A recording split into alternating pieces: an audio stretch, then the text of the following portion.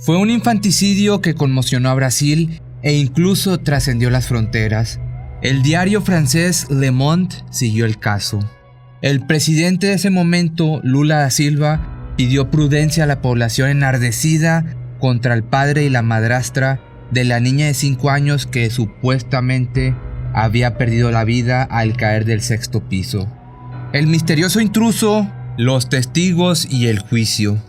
El día que los condenaron, la gente lanzó fuegos artificiales. En el video de hoy te voy a platicar la historia de Isabela Nardoni, el crimen de una niña que estremeció a todo Brasil.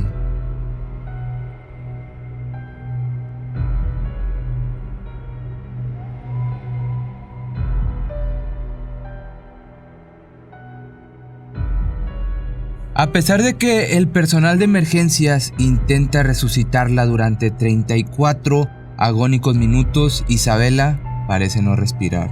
Está golpeada y esto no es raro porque hace menos de una hora cayó desde el 6º piso y su cuerpo se estrelló contra el jardín de un complejo de edificios en el barrio de clase media llamado Macei, esto en la ciudad de San Pablo, Brasil. Isabela está inerte, pero ahí está su padre, su madrastra, su madre, el portero, algunos vecinos y los paramédicos. Todos contienen el aliento esperando un milagro que nunca va a llegar. Isabela Nardoni es declarada sin vida entre esos últimos momentos de la noche del 29 de marzo del 2008 y los primeros del domingo 30. Tiene solamente 5 años. Al día siguiente la sociedad entera se conmueve y al que sigue y al que sigue y así durante varios meses. La historia traspasaría fronteras y sería uno de los casos de infanticidio que más prensa tuvo en la historia de aquel país. El encargado de seguridad que cubría el turno nocturno del edificio London sintió un fuerte ruido proveniente del exterior.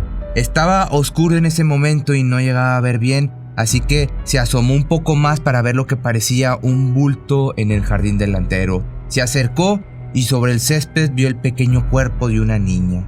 Un vecino del primer piso también escuchó algo y salió al balcón desde donde observó a Isabela desplomada. Fue este mismo residente quien dijo durante la reconstrucción de los hechos que el padre de Isabela se había arrodillado y había puesto su oreja derecha en el corazón de la niña y que él mismo les había aconsejado no mover a su hija.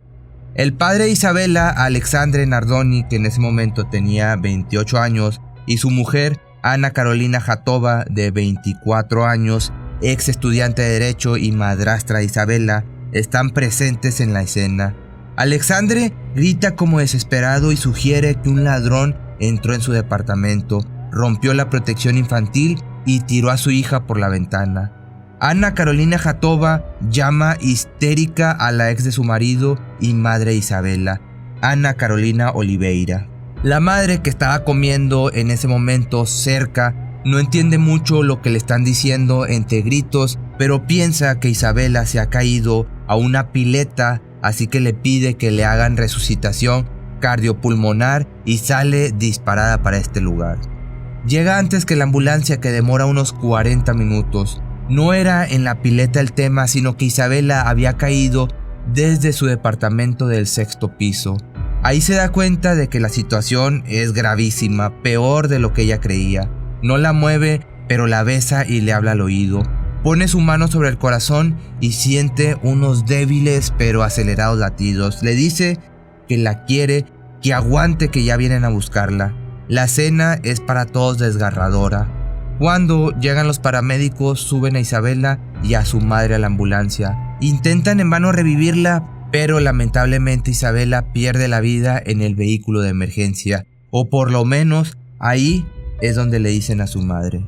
Durante este momento de la historia es cuando empieza la investigación. Alexandre Nardoni y Ana Carolina Jatova van a la estación de policía y ahí les toman declaraciones. El relato del padre es como te lo voy a estar contando. Ese día, después de visitar a los abuelos, fueron con su mujer y los 3 chicos al supermercado. Estos 3 chicos eran Isabela, de su primer matrimonio de 5 años, Pietro, de 3 y Kawa, de 11 meses. Estos últimos 2 frutos de la relación con su nueva mujer. Cuando volvieron a casa, entraron con el auto al garage y como Isabela estaba dormida, decidieron que él subiera primero al departamento con ella en brazos y así lo hizo. La acostó en la cama del cuarto de huéspedes, prendió la luz de la mesita y también la del cuarto de los chicos. Cerró la puerta con llave y bajó al garage nuevamente para ayudar a su mujer con Pietro y Kawa. Calcula que Isabela quedó sola entre 5 y 10 minutos. Cuando vuelven a entrar, Alexandre vio la luz del cuarto de Isabela encendida, pero ella no estaba en donde la había dejado. Observa un agujero en la red de protección de la ventana del cuarto de los hijos menores. Se asoma y ve que Isabela ha caído en el jardín. La policía da por cierta esta versión de la pareja y sale inmediatamente a buscar al intruso. Rastrean el sótano y el garage del edificio, buscan en los alrededores, clausuran el departamento y dejan 2 policías de consigna, pero ni un solo rastro del delincuente. Y aquí es cuando aparecen las primeras sospechas sobre el padre y la madrastra. La prensa verá crecer el caso segundo a segundo. De hecho, llegaría hasta el prestigioso diario francés Le Monde y es cuando la opinión pública toma partido al instante por Isabela. Los padres, sobre todo la madrastra, empieza a ser profundamente odiada. Cada vez que van a declarar, una multitud se lanza sobre ellos violentamente a los gritos. Marchas y más marchas empiezan a suceder y los sospechosos enfrentan reales riesgos de linchamiento. Para este momento la gente está enardecida. Tal es su magnitud del caso que el mismo presidente de Brasil, que en aquel entonces era Lula da Silva, pide prudencia a los brasileños intentando calmarlos. Pero la opinión pública no obedece. Cada sospechoso es abucheado en la calle y corre riesgos de represalias por parte del público. Los violentos ecos de lo ocurrido sorprenden a todos, incluida la policía.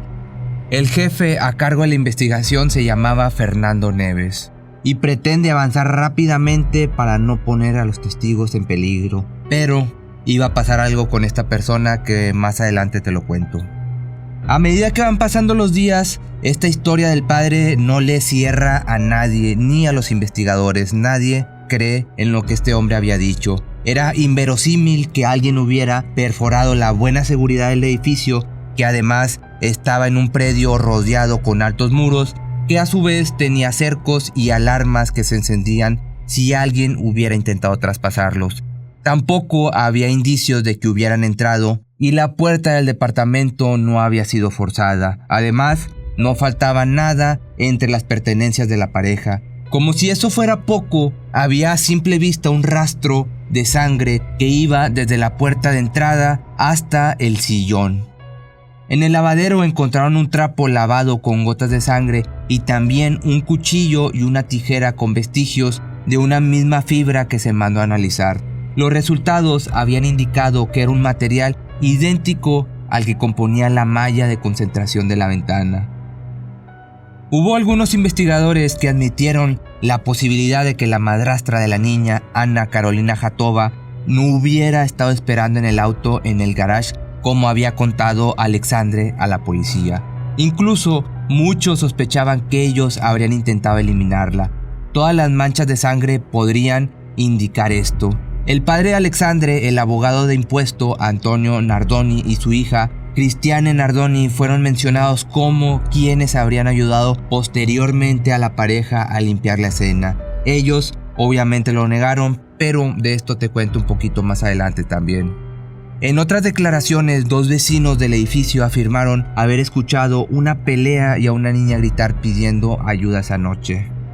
Los interrogatorios pasaban a toda velocidad. El padre y la madrastra pretendían echar culpas y sospechas fuera del hogar, la mala seguridad del edificio, la envidia de los vecinos y hasta un obrero con quien Alexandre habría tenido un problema. Pero las pruebas y testimonios recolectados iban desbaratando todo lo que ellos decían.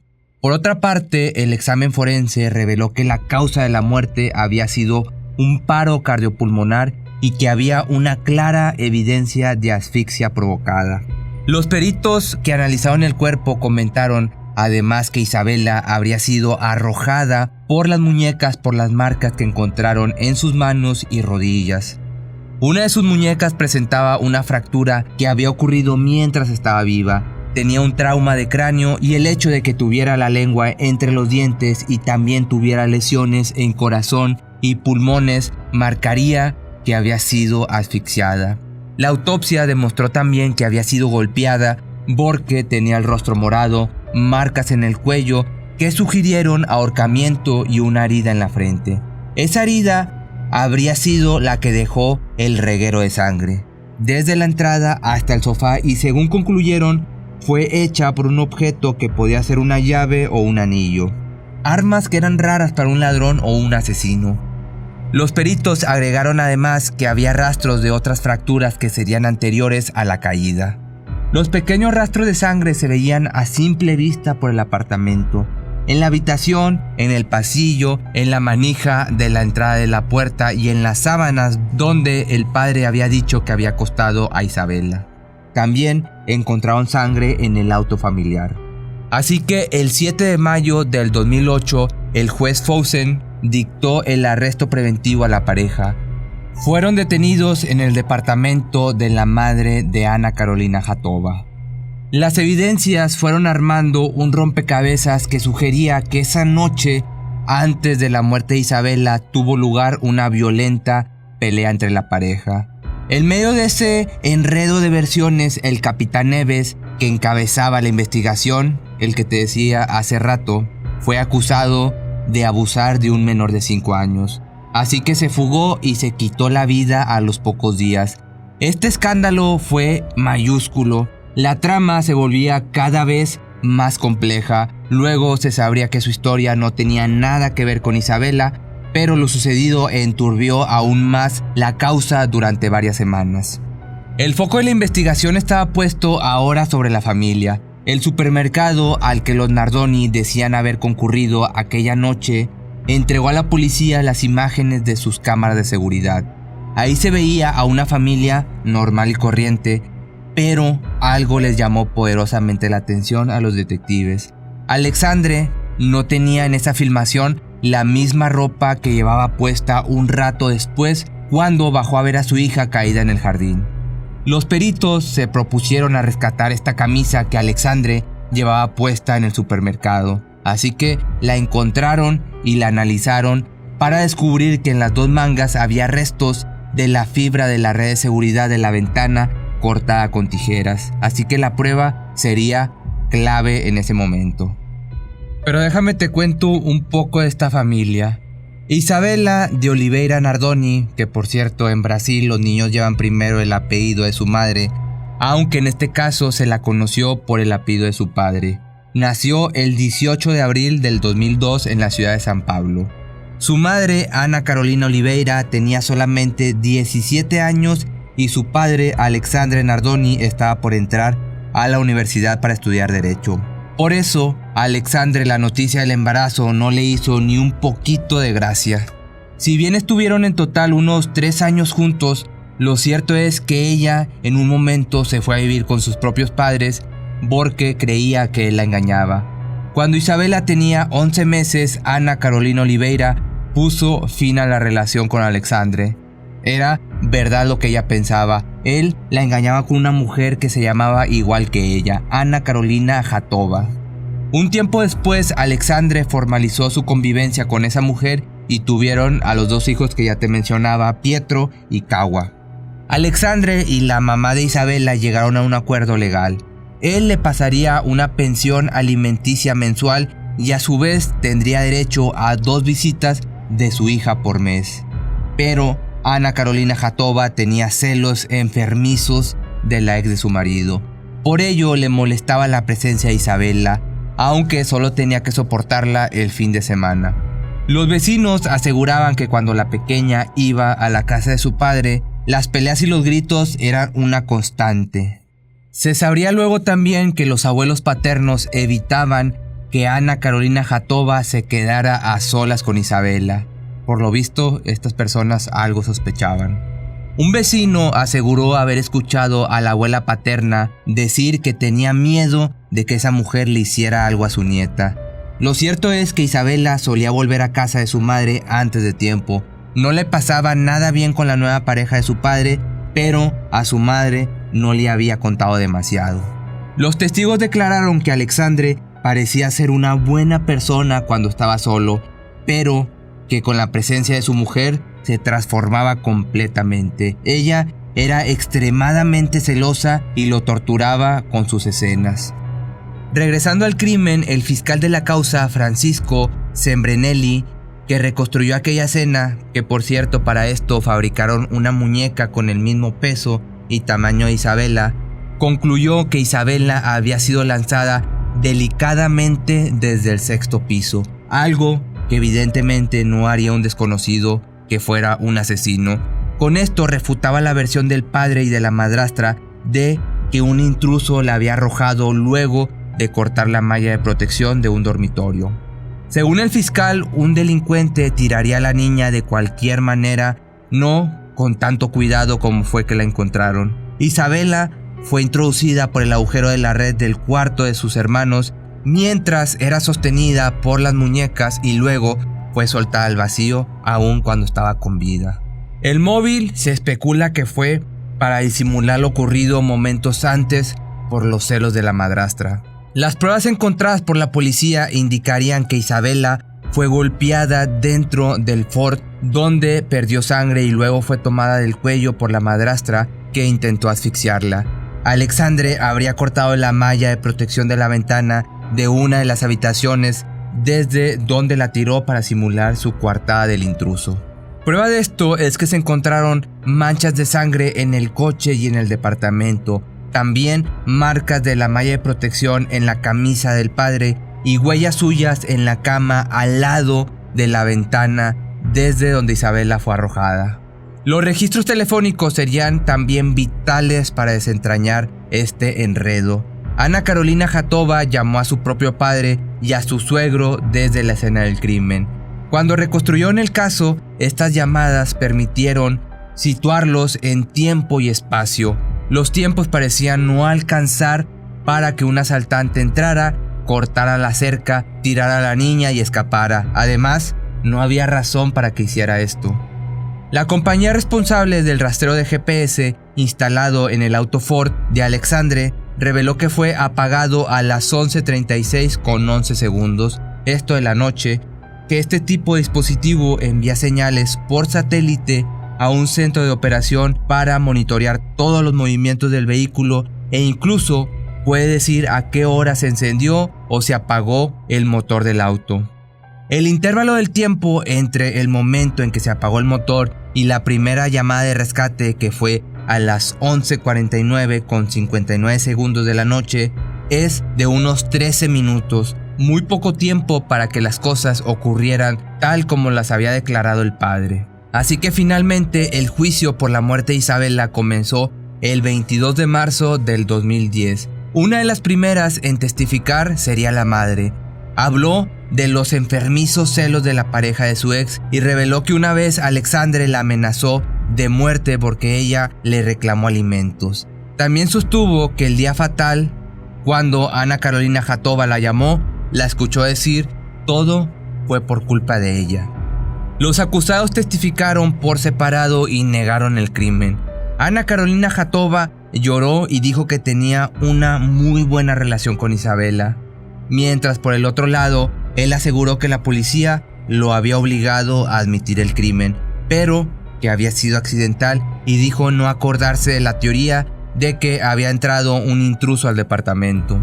El fiscal insistió con la pregunta de por qué no había pensado nunca en ayudar a su hija cuando aún estaba con vida. Primero dijo que era porque estaba en shock, luego cuando el fiscal le volvió a preguntar, sostuvo que un vecino le había dicho que no la tocara. Así que fueron condenados por un jurado por homicidio calificado. El 27 de marzo del 2010, el juez dio a conocer la sentencia. Alexandre Nardoni tendría que cumplir 31 años, 1 mes y 10 días de prisión, mientras que Ana Carolina Jatova 26 años y 8 meses de cárcel. Las cadenas de televisión transmitieron en directo la lectura de la sentencia. La opinión pública y la prensa habían esperado ese día con gran ansiedad. En el exterior del tribunal, una multitud festejó la condena con fuegos artificiales, mientras que la fachada de la casa del padre de Isabela amaneció cubierta con pintura. En una entrevista, Ana Carolina Oliveira sostuvo que Isabela tenía un gran amor incondicional con su padre. Ahí confesó que el momento más difícil del día era cuando ella llegaba a su casa después de trabajar. En ese instante se demoraba y notaba más la ausencia de su hija. Por eso había vuelto pronto a trabajar. Recordó que dormían muchas veces juntas y que le contaba cada noche una historia diferente porque Isabela se lo pedía. En la entrevista también admitió que rezaba para tener fuerzas para soportar lo que le había tocado vivir. Al finalizar el juicio ya tenía 25 años, era empleada bancaria y se manifestó aliviada diciendo: "Se hizo justicia, sin embargo mi hija nunca más regresará". 6 años después del crimen, Ana Carolina Oliveira volvió a casarse y tuvo un hijo que hoy tiene 4 años.